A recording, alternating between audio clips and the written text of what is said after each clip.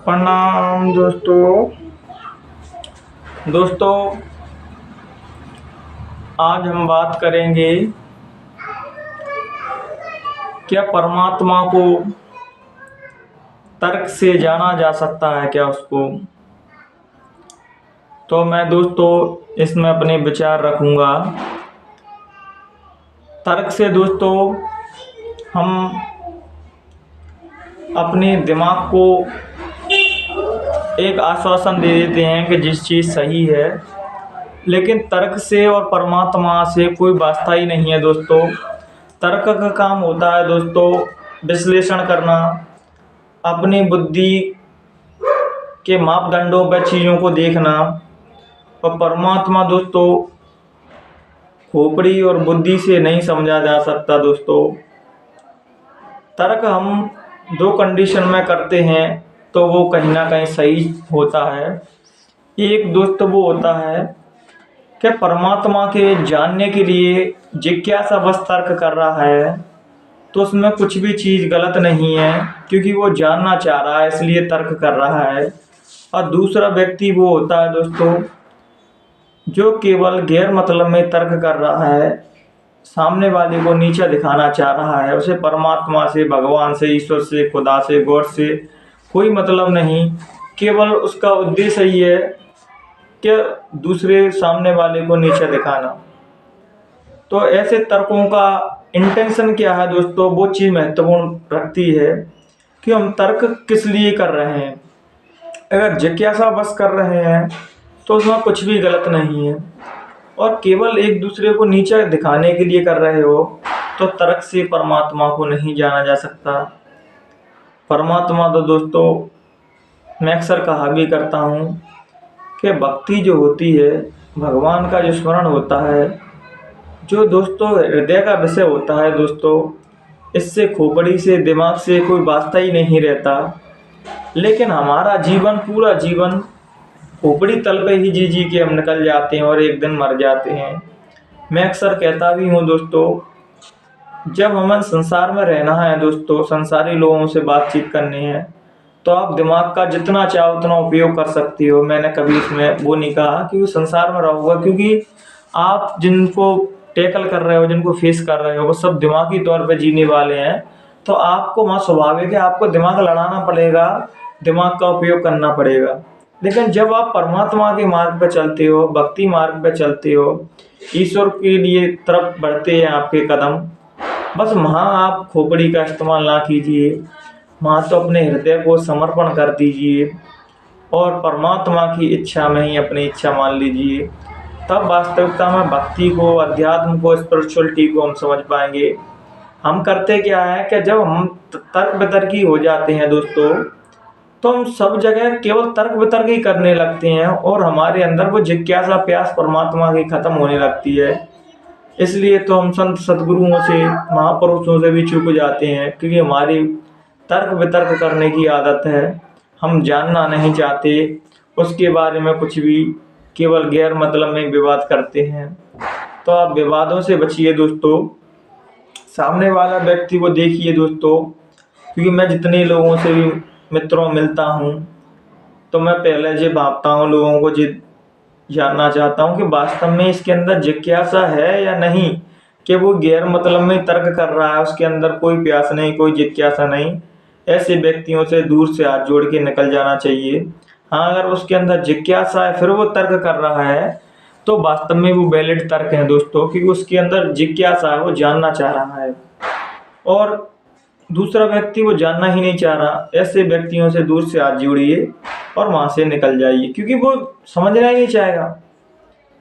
तो हम लोग तो, मैं तो यही कहूँगा कि जब भगवान के मार्ग पे निकलते हैं तो सबसे पहले दोस्तों हमें अपने जीवन में एक सच्चे सद्गुरु की खोज करनी चाहिए, क्योंकि बगैर सद्गुरु के दोस्तों हम अध्यात्म जगत में एक कदम भी नहीं रख सकते। अगर बगैर गुरु के हम अध्यात्म जगत में जाते हैं दोस्तों, तो हम अध्यात्म के बारे में कुछ समझ ही नहीं पाते और अपनी यात्रा बीच में ही छोड़ के ख़त्म कर देते हैं उस यात्रा को। जब हमारे पीछे कोई सद्गुरु रहते हैं, सद्गुरु का आशीर्वाद रहता है, उनके चरणों में हम बैठते हैं तो हमारे अंदर वो भक्ति जगाते हैं, परमात्मा की ओर प्यास जगाते हैं, परमात्मा की ओर जिज्ञासा करते हैं, साधक को जिज्ञासु बनाते हैं। तो क्या किसी ने क्या खूब लाइन लिखी है भजन के माध्यम से कि गुरु भक्ति भाव जगाते हैं और नाम का रंग चढ़ाते हैं। दोस्तों, संतों का, महापुरुषों का काम ही है कि आपके अंदर भक्ति कैसे जगाएं, उस परमात्मा के नाम को कैसे जगाएं, जिससे जीव हमेशा प्रॉमिस करता है, जब गर्भ से बच्चा निकलता है परमात्मा से प्रॉमिस करता है कि मैं इस संसार में आके तुम्हारा भजन करूंगा प्रभु, तुमको कभी नहीं भूलूंगा। और संसार में आते ही जीव परमात्मा को भूल जाता है, बाकी सब काम करता है। ऐसे ही दोस्तों आज हम हमारे जीवन में जो ना कितने कितने सारे इम्पोर्टेंट काम हैं, लेकिन परमात्मा के लिए हमारे पास 1 मिनट, 5 मिनट, 10 मिनट, 1 घंटा बिल्कुल ही समय नहीं है। लोगों से कहो तो वो ये कहते हैं, अरे भजन करने की हमारी उम्र ही क्या है, भजन तो बुढ़ापे में करेंगे। अरे मैं ये कहता हूँ, आपकी गारंटी क्या है कि आप बुढ़ापे तक जाओगे भी या नहीं जाओगे। तो दोस्तों, आप जब अच्छी चीज़ों को कल पे टालते हैं कि हम कल कर लेंगे, ध्यान कल करेंगे, भजन कल करेंगे, तो कल ऐसे व्यक्ति कभी करते ही नहीं हैं। जो व्यक्ति आज और अभी नहीं कर सकता कोई काम को, वो कभी नहीं कर सकता दोस्तों, आप निश्चित ही मानना, क्योंकि वो करना ही नहीं चाहता, इसलिए कल पर टालता है दोस्तों। इसलिए नेक काम, अच्छे कामों में कभी देर नहीं करना चाहिए और बुरे कामों में जितना हो सके उतना देर कर देना चाहिए। इसलिए शुभ जो होना हो तुरंत कर डालिए, अशुभ जो होना है उसको थोड़ा सोच विचार के करिए दोस्तों। और जब हम उसके मार्ग पे निकलते हैं, यकीन मानना दोस्तों, आपके जीवन में ऐसी मस्ती चाहती है, ऐसी मस्ती आती है, वो संसार के किसी भी चीज़ों से नहीं आ सकती। अगर कोई मुझसे ये कहे कि संत वास्तव में कौन होते हैं, संतों की महिमा क्या होती है, तो मैं यही कहूँगा, जो संत मस्ती में है, जो आनंद में है, परमानंद की अवस्था में दोस्तों, वही सच्चे संत हैं दोस्तों। जो देवदास बने बैठे हैं या ऐसे बैठे हैं कि मानो इन बस संसार के सबसे ज़्यादा कष्ट इनमें ही हैं, वो संत नहीं होते। संत तो मस्ती से भरे रहते हैं, क्योंकि परमात्मा से बड़ी कोई मस्ती ही नहीं है, परमात्मा से बड़ा कोई हैप्पीनेस का केंद्र नहीं है दोस्तों। अगर उससे जुड़ के भी आप मस्त मौला नहीं हुए, बेफिक्र नहीं हुए, तो फिर तुम भगवान के मार्ग पे कैसे निकले हो, संत आप कैसे बने हुए हो। तो संत मैं उसी को कहता हूँ दोस्तों, जो मस्त हो गया है, जो दीवाना हो गया है, जिसके जीवन में कोई चिंता चाह कुछ नहीं है, सब परमात्मा की इच्छा और सब में प्रसन्नता पूर्वक रहता है, वही संत होते हैं दोस्तों।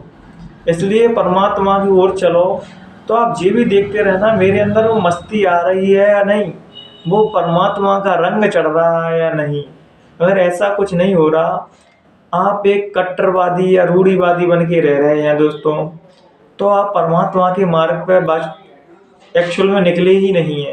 परमात्मा का मार्ग तो आनंद से भरा, मस्ती से भरा रहता है दोस्तों, जिसमें साधक की जाके सारी चिंता, सारी व्याधाएं खत्म हो जाती हैं और वो परमानंद की दशा में चला जाता है। जिसको ना कल की फिक्र है, ना आज का गम है, वो जैसा चाहे उस आनंद में जीता है दोस्तों।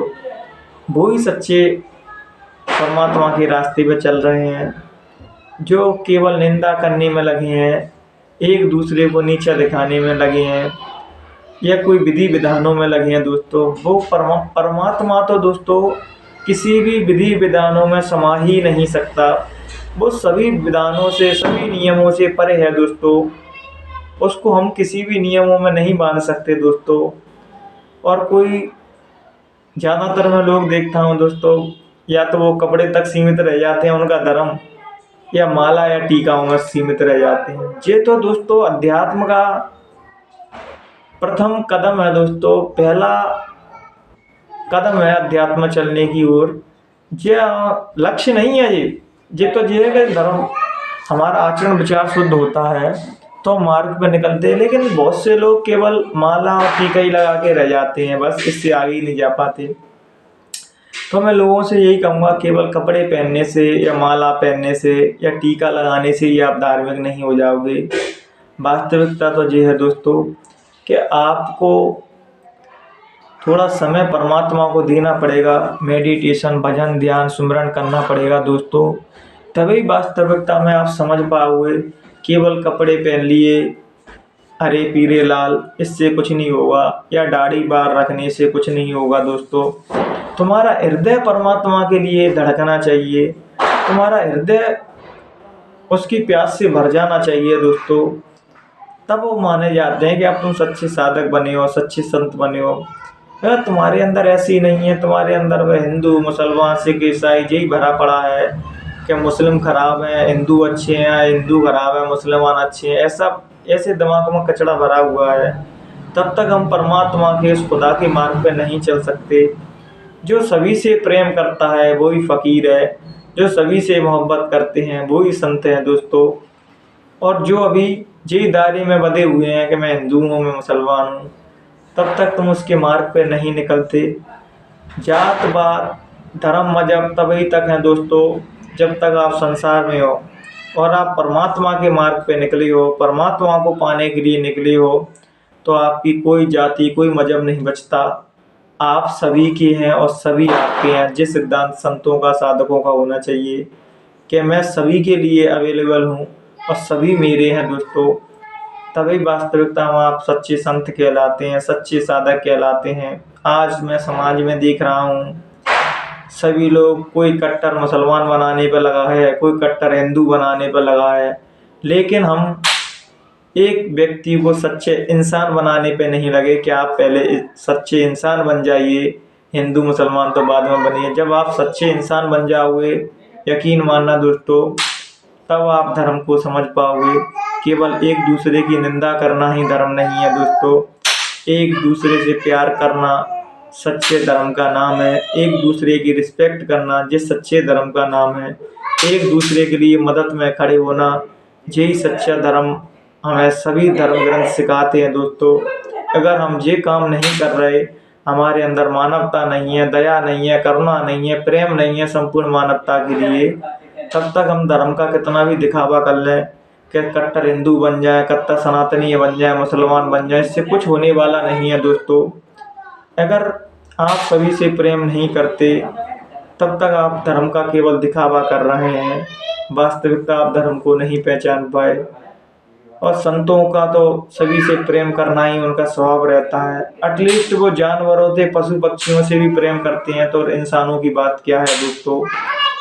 तो समझ लीजिए दोस्तों, जो सभी से प्रेम करता है, जिनके हृदय में जाति बाति ऊंच नीच कोई भावना नहीं दोस्तों, वही सच्चे संत रहते हैं, सच्चे साधक रहते हैं, और वही प्रभु को प्यारे रहते हैं। जो सभी से प्रेम करते हैं, सभी में प्रभु के अंश को देखते हैं, सभी को प्रभु की दृष्टि से देखते हैं कि सभी प्रभु के बच्चे हैं, तभी वास्तव में हम सत्य के मार्ग पर चल रहे हैं। और हम संन्यास का हमारा मतलब ही यही होता है कि हम सबसे प्रेम करें, भाईचारे का संदेश दें, सभी लोग आपस में प्यार मोहब्बत के साथ रहें। इन्हीं विचारों के साथ दोस्तों हम अपनी वाणी को यहीं विराम देंगे। अगर मुझसे कहने सुनने में मित्रों किसी भी प्रकार की त्रुटि हुई हो, गलती हुई हो, तो अपना बेटा समझ के, अपना छोटा भाई समझ के माफ़ करना। प्रणाम दोस्तों।